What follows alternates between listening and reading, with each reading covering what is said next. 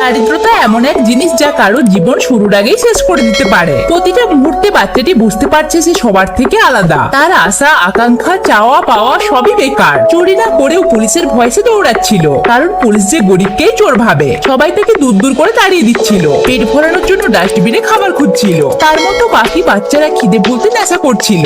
দারিদ্রতা তাকে চিনিয়েছে রাতের এক আলাদা দুনিয়াকে, বড়লোকদের দুনিয়া। সেও বাকিদের মতো গোলাপ নিয়ে বিক্রি করার চেষ্টা করে। সারা রাত জাগার কারণে সে স্কুলে ঘুমিয়ে পড়তো। কিন্তু তার এই কষ্টের জীবনে বাবা মা না থাকলেও তাদের মতো এক টিচারকে সে পেয়েছিল। ম্যাম তাকে রাতে খাবার দিয়ে আসতো, তাকে আলাদা করে পড়া বোঝাতো, আর তাকে নিজের জীবন গড়ার স্বপ্ন দেখাতো। সময় কাটতে লাগে, দারিদ্রতা না কাটলেও এতদিনে সে বুঝতে শিখেছে নিজেকে। ধীরে ধীরে সে একজন নামকরা মোটিভেশন স্পিকার হয়ে ওঠে। তার নিজের জীবনই যে কাউকে মোটিভেট করার জন্য যথেষ্ট। সে ভুলেনি তার অতীতকে, সে ভুলেনি তার দারিদ্রতাকে, সে ভুলেনি তার কষ্টের দিনগুলোকে। আজ ওই দিনগুলোর কথা মনে হলে তার চোখ দিয়ে জল গড়িয়ে পড়ে।